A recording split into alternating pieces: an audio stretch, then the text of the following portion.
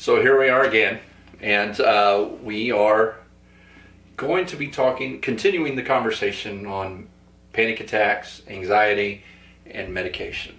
Mm-hmm. Right, that's what we're going to get into. So when we cut last time, Beth said, "Oh, but I want to talk about how each attack almost becomes its own traumatic experience in itself." Right. And so go ahead and go in with that. And then you did mention, especially when it's in front of other people. Right. Because I know I had been in some meetings even where I was around the table with other people and it started kicking in. Yeah. And I was like, holy cow.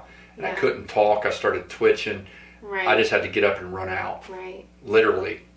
So I think, yes, I can't even imagine, let alone having anxiety, but having a panic attack in front of other people and just that vulnerability that you're trying to hold this persona or, that I'm okay, that I got it all together, but to have a breakdown in front of people. And I think that was something that was really hard for you. Even, our kids, or times, I remember you laying on the floor and, curled up in a ball. I'm just getting a little emotional there. But because it's pain. It's pain. And to watch you go through that.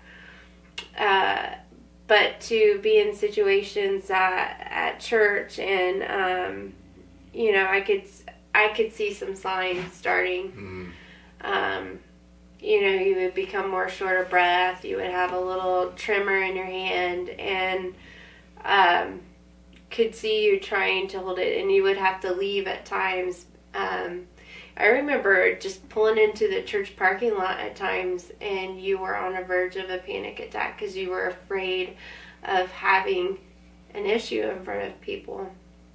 And yeah, because there's certain things that, so to go into the whole thing would take too long, but during that time of my life, there were things about church, you hate it when I do that, don't you? Church, the institution of church, the structure of church, that really bothered me, and it really stressed me out. And so just to pull into the parking lot, actually going to the environment that caused me stress, caused even more stress. Right. And then to put myself in the stressful situation and try not to lose it, right, made it worse because I'm trying to hold back what I'm naturally wanting to do, which then it compounded. Right. And there were times I did okay with it and times I didn't, Right. And like you said, times I had to just leave. Talking about, we were talking about... and we want to get to the medication part, right? Yeah, that's what I was going to say. Right. I was going to say, not to say that this should be the answer to everybody's journey, because that's got to be your own, right, what you come to. But for us, I remember, so Clay... Because we went a long time. Yeah. Years. Yeah. Years. Probably you've been on medication for what, a decade? I don't know, probably. There was like a 2-year time period I was off, and then I got back on. So I'd say like 15 years of going. Well, you didn't always have a problem. Thanks. It didn't come until probably about my late 20s. Yeah. Yeah. So let's say 10 years or so. How old were you when we got married? How old was I? 21. Okay. Yeah. Okay. So like 8-9 years. Yeah. So we were setting. So when Clay was up, he was up. Man, he was the life of the party. Always had been. Everybody loves Clay. A jokester. Now you're describing bipolarism. A little bit. And then when he was really struggling, it almost seemed like a cycle of every few months. He would be super negative he could see everybody's faults but his own. God love you. I was a realist. I saw the reality. Oh, that's what people say. The reality of the situation. Oh my goodness. But so he would start nitpicking, and I just remember we were in the car, and he was nitpicking about something, and I just remember thinking, oh my gosh, I told him, I don't know that I can go through another round of this right now. Like, I felt like, and I said, I seriously felt like we just went through a time. And sometimes when you had a really big breakdown, it almost felt like it cleared for a little bit. Right. And It was a release. And then we had a little bit until the next. Right. And then it would build to another big breakdown. But I literally remember thinking, oh my gosh, I don't know that I can do this right now. And that's the time that you told me, if you don't get on medication, it's over. That's not what I said. That's not what I said. That's how I remember it. But he seriously took it like, I want a divorce. If you're not going to go get help, I need a divorce. And that's not where it was at. It was, I literally, mentally, I thought, I don't know that I can handle this right now. And so on that note, because it was a constant in the middle trying to keep peace between so many areas. And by that time, I knew I hated myself even, right? I hated who I was. I hated that I felt that way. But I wasn't mature enough to have that self-awareness, right, to where I should have been. But I knew in that moment, even though I acted out in defense, on the inside I knew I can't live this way. Mm-hmm. Right? I can't live this way. And I knew what I was doing to you. And again, when you're in that, and I'm sure people that are watching that can relate to this, that understand what I'm talking about, is like, you know you're hurting the other person, but you don't want to admit it. So you it's so psychotic, like you hurt them more, right? It's like you try to defend yourself even more when you know you're wrong, and you know you're hurting the other person. It's weird. I mean, maybe that's where the demonic part comes in, because it's just so horrible. But I knew that I didn't want you to feel the way you felt, and I knew the kind of man I wanted to be, the kind of husband I wanted to be, the kind of father I wanted to be, and I knew I wasn't. And I knew whatever I was doing wasn't working. And you can pray, and a lot of times, people think you can just pray things away. But at that time, God can do anything. Mm-hmm. We fully believe that. Mm-hmm. But at that time, there was nothing happening. Well, both of so you, I needed something. Yeah, both of us have had God miraculously at times in an instant heal us. Oh yeah, things. Yeah. And so I think that's another. It's hard of what do you do. That's a whole nother topic. Right. When you're praying and you're believing, and God hasn't done it yet. But. So we go into the doctor's office, and I remember he literally was so mad at me. He was like sitting there with his arms crossed like this, and he's like, my wife wants me or thinks I need to be here, and thinks that I need some medication. And I remember the nurse practitioner, she said, well, I think, maybe a little bit of medication for anxiety isn't such a bad thing. And she's like, would you take it? And you're like, fine. And you were so upset. But then... I didn't want... Because it made me feel weak. Yeah. It made me feel like I couldn't handle life. Yeah. You know what I mean? Like, that's how it made me feel, because I needed medicine. Yeah. That I couldn't handle life. I was incapable, right? That's how it made me feel during that time. But by that time, I was so beat up internally and saw the damage I was doing to my family. Right. I was willing to do it, no matter how it made me look. Right. Or how I perceived it made me look. Right. Right. So you, after a week, said you didn't want to admit it, but you were starting to feel a little better. Yeah. And then after like 3 weeks, I remember you said, I didn't know how bad I felt until I felt good again. Yeah. And so actually a lot of the argument, a lot of times, I mean, immediately I start thinking we're doing a podcast or a video cast, whatever we're doing here, right? On a church channel that's spirit-filled, that believes in the power of God, and that's how we feel. And it's almost like we're doing a medication advertisement. Oh gosh, well, but that I think that feeling comes because we're not used to talking about this stuff openly. No. Because we keep again, just give it to God. Right. But sometimes, you need a bridge. Sometimes there's just something there. Anyways, all I know is my experience. Right. Right? And like we said earlier, it's not the same for everybody. Right. Right? It's just not. Right. We're all different. Right. But I know my experience. And in my experience, after a period of time, when the medication kicked in, and the doctors tell me it's a very low dose compared to what they've given others. Right. But I'm like, this is who I am. Right. Like I hear a lot of people say, well, I don't want to take meds because it makes you somebody else. Yeah. Or I don't want to give it to my kid because it makes them a zombie. Yeah. Or I don't want to do this because it just... And that's really not true. I mean, it can, right? And you can explain more on that. You're on the medical side. Yeah. But my experience, I became the person that I felt like I could be. Right.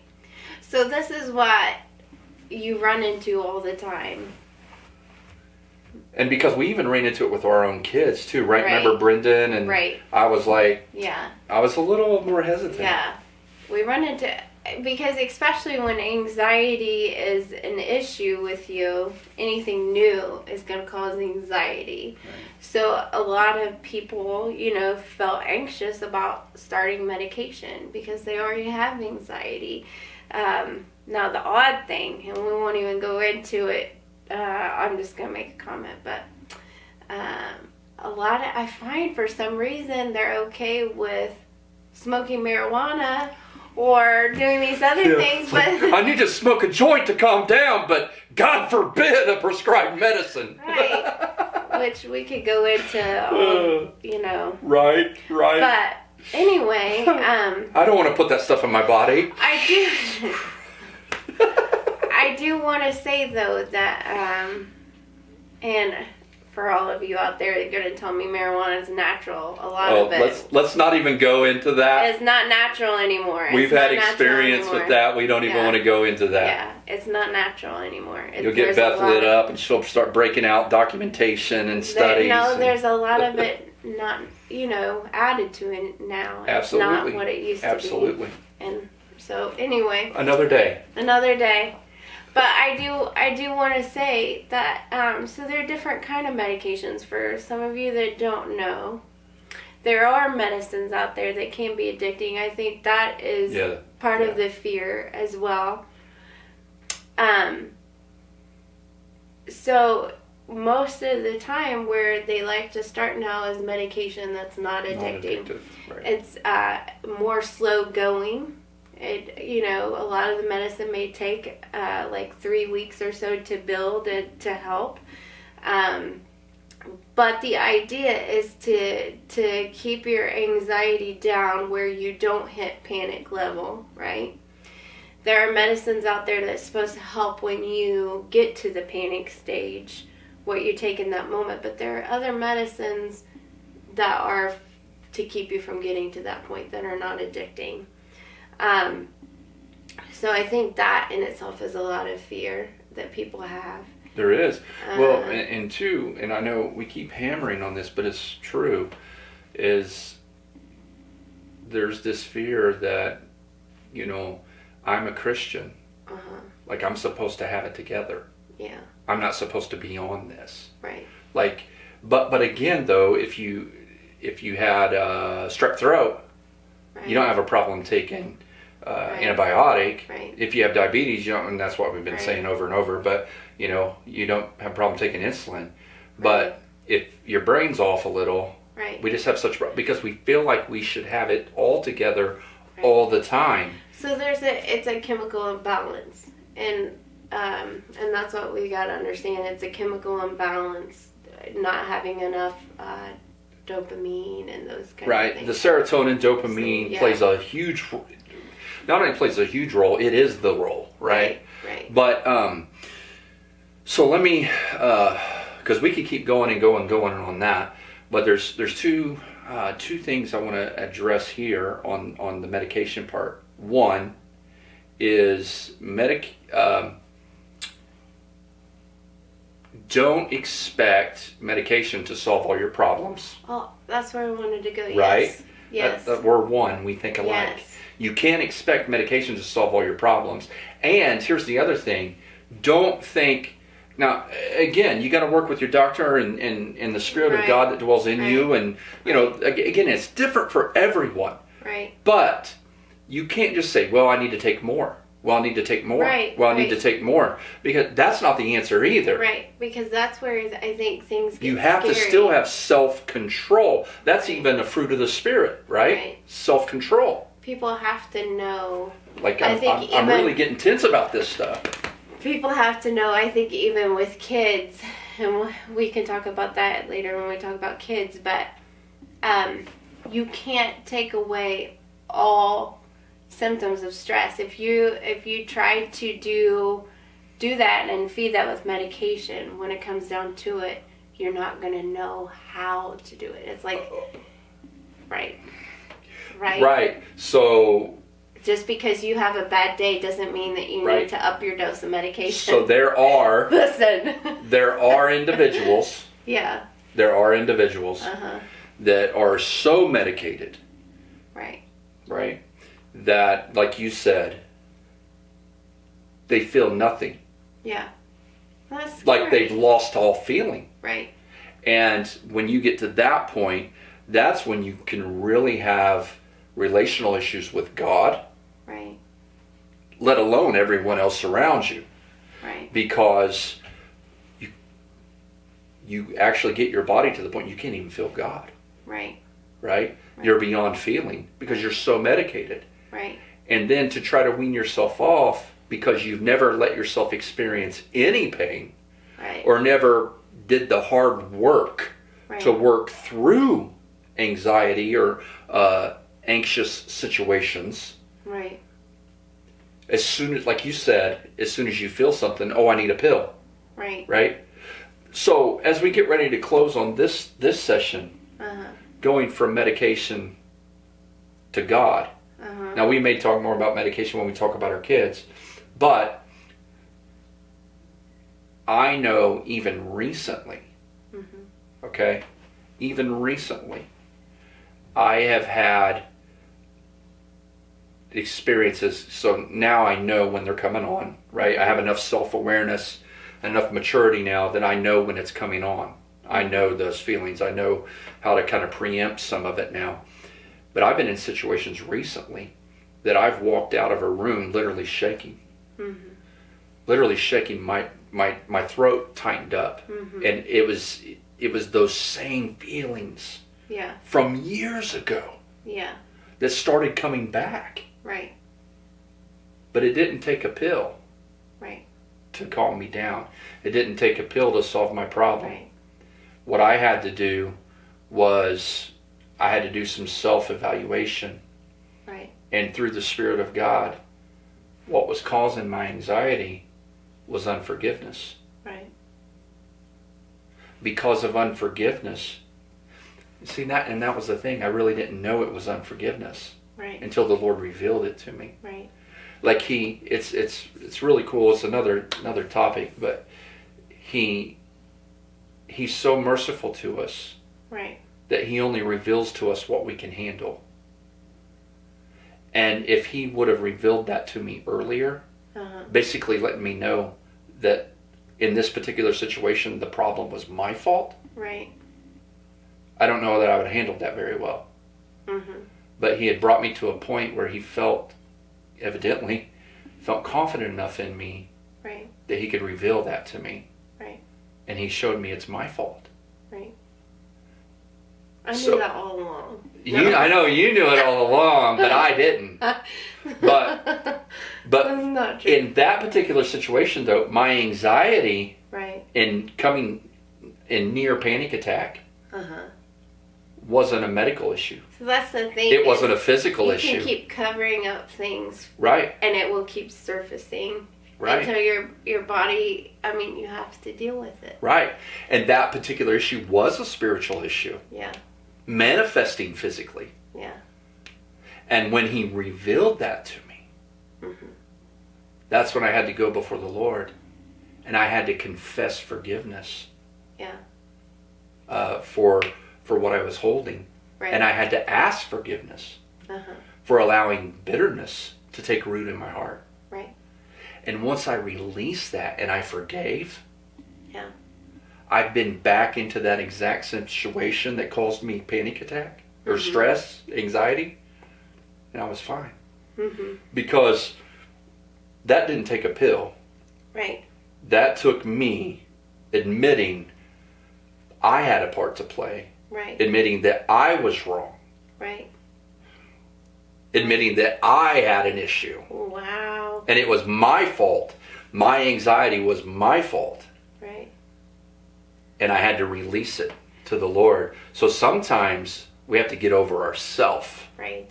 And that goes along with a pill doesn't solve everything. Right.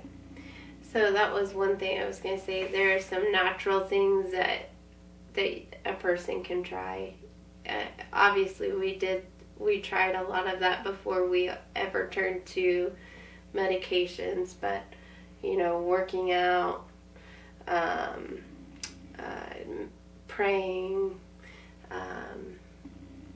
there's trying to go outside, and there are things that you can do, but Sex. obviously that is one thing, yes. Yeah. But there are things that obviously you'll have to keep doing, and if there's hurt, if there's things. And that was the problem back then, because you were getting so aggravated with me. Oh my gosh! Because I kept driving you crazy. But yeah, so anyhow, we do have 5 boys. There are things naturally that a person can do. But the real thing is to understand that there are issues that you'll have to deal with. And it's all in balance. And it's not one size fits all, right? Yeah. I guess we just, in this time together, I hope the goal was accomplished. We just wanted to break the stigma. Yeah. Because we recognize the problems that come with medication. And there is over-medicating. Yeah. And there is addiction. Yeah. But I guess we just wanted to kind of break that stigma by sharing our personal experience. Yeah. Yeah. Hey, so thanks for watching today, and hope you got something out of it. Hope you enjoyed it, and we appreciate you taking your time. That's why we do this. Just a little something extra for you, and hope you get something out of it. And it matters to us what you think. And if you have any questions or things that you would like for us to talk about, leave a comment, please. Yeah. We'd like to have a conversation with you in the comments section, and that'll also help us on where to go for the next sessions.